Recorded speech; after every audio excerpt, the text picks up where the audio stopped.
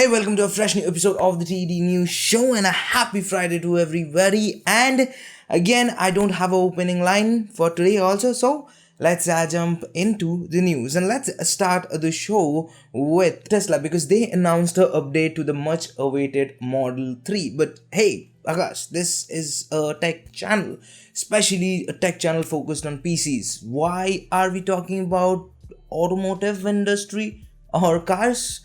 Well, there is a reason, and I'm gonna tell you that reason. The updated Model S will feature a new infotainment system with the Tesla Arcade gaming platform. According to the announcement, this system will have 10 teraflops of power, which is just as powerful as PS5. Tesla did not announce what chip is used for the new system, but as always, Patrick, our guy, is here to save the day by tweeting a leak in Twitter or at Twitter.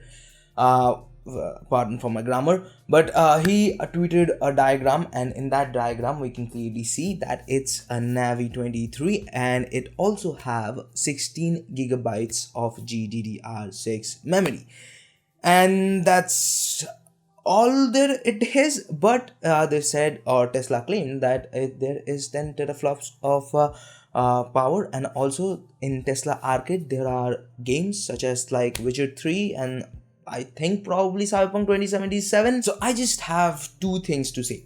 First, Patrick, my guy, if you're watching this video, hit me up. Just hit me up on Twitter, man. Let's have a chat. Let's have a conversation. And second thing, I never thought that I would say this ever in my whole entire life, but you can play AAA titles on your car's infotainment system from now on. Yeah.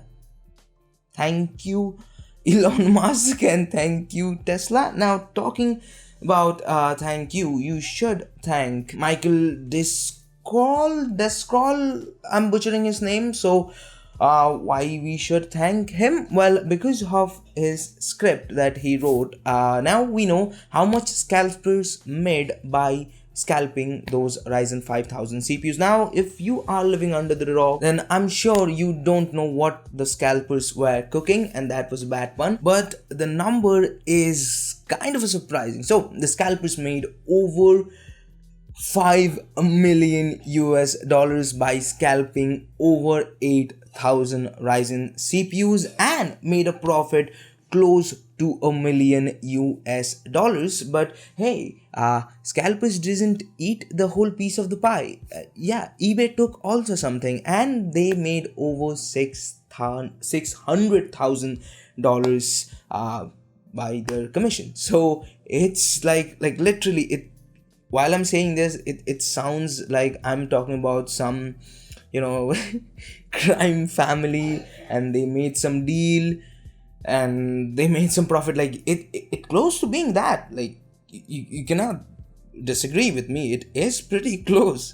But if you're angry with scalpers, then you should be angry with those people who bought them too, because they are also a part of the problem. Now, talking about a problem, Wall Street recently was in hot water, or like what recently, it happened 1 or 2 days ago, depending when you're watching this video. But this time they are not in trouble because of insider trading. Surprising, right?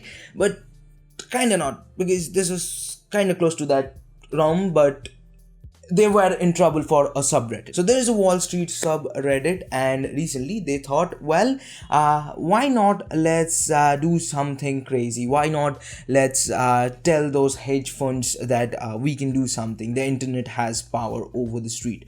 And they did. They started to buy GameStop stock, which is kind of insider trading, it close to that. But after that, GameStop's value just hit the roof, and to add a little bit spice into the chaos, Elon Musk promoted GameStocks in Twitter by saying "Game Snocks," and the rest is history. But if you want to know more about this topic, I have linked down some articles, go and check them out. But there is one particular article that I really like, and that is Verge, because of their first paragraph, and it's just so awesome. Like, And when I read that paragraph, especially, I'm gonna tell you where, but there was one part that hit me right here. Like it's just someone throw a dart to my heart. Like it's so good. Like I'm reading it to you guys. Just listen. There are three things to remember as you watch the chaos unfolding with GameStop's stock prices. First, Wall Street is just what happens when you mix money with feelings. Second, the internet is real life. And third, the street always wins, especially if you are trading with Robinhood. And the last line, the third point, the street always wins, especially if you are trading with Robinhood. Boy, that's just such an awesome line, man. It's so good. It's really, really that good. I'm pumped. And in the topic of pump, Intel's new CPU pumping some heat. According to a picture posted on Chip Hell, Intel's upcoming Rocket Lake S flagship aka Core i9-11900KF will heat up to 98 degrees Celsius, a screenshot revealed. Now this was tested in Ada 64, and as we all know, Ada 64 is kind of the extreme scenario, so that's a little bit justifiable. But at the same time, there was a 360mm AIO involved in this situation, so that's a lot of things. And honestly, I don't know what to say about this, but I have a lot to say about quick news, because this is the time for today's quick news. So let's talk about some quick news, shall we? OnePlus co-founder Carl Pei next company is called just nothing. Intel reportedly signs a deal with TSMC to outsource 3nm production. Apple patents multi-level hybrid memory subsystem. SpaceX adds laser links to Starlink satellite to serve Earth's polar areas. An automated telegram bot is selling Facebook account phone numbers. Spotify trying to revive its audiobook, but still only a handful of titles for now. Lord of the Rings Gollum is delayed to 2022. IKEA ASUS ROG Furniture for gamers got a first look. Tim Cook says active install base of iPhones is now over 1 billion. Tesla Cybertruck is now on track for volume production in 2022. Mark Zuckerberg want to reduce political comments in newsfeed, which is funny. Disney Plus restricts kids from watching content with racist stereotypes. And lastly, Spotify gives NYU students the chance to learn how to podcast like a pro. Now here's the thing, if anybody is watching from NYU or USC or IFS, like any of you guys, okay, believe me, I know I have a really, really good talent inside me that if you guys shaped it properly, I can be a good filmmaker. Like my okay, I'm getting to my single point. Okay, if anybody from any of these universities like AFS, which is like here, NYU or USC, and any of anybody from there, any authority or any university watching this, can you guys give me an admission? Like that wouldn't be bad.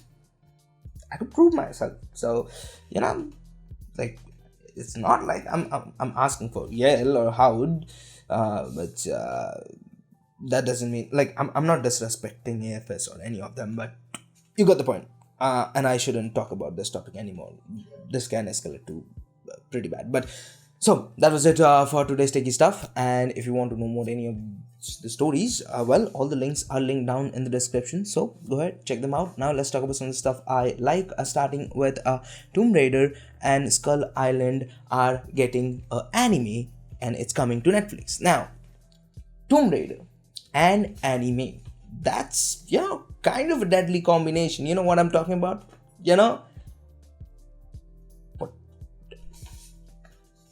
What did you guys thought? Oh, you come on, stop thinking with your dirty mind. I'm talking about it's gonna be jam-packed with actions, thrill, mystery.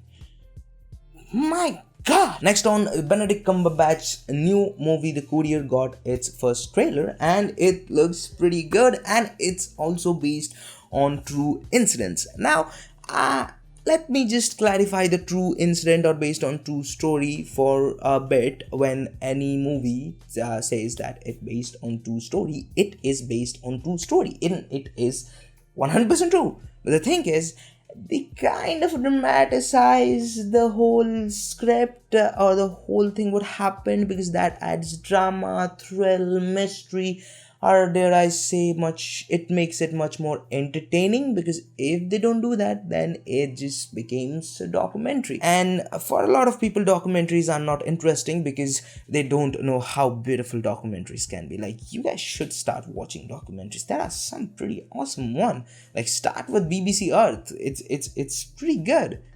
Then move on to some good ones. And if you are like who loves filmmaking and stuff, watch the making of Blade Runner. It's pretty good. Okay, now talking about good, the next news and the last news for today is pretty good. Vision's actor wanted to have a special thing. We have that robo-drones have, and I'm not talking about hard. That's under the waist, that hangs around like this. I don't know, I'm allowed to say that word in YouTube or not, but I'm talking about that P word that you have in your body. Sometimes it also, people call it with a word that start with D. The actor wanted that, and they said no. So that means Vision don't have that. So how there were kids in WandaVision? Like, I haven't watched WandaVision, but after this, I should. Like, I'm intrigued to watch WandaVision.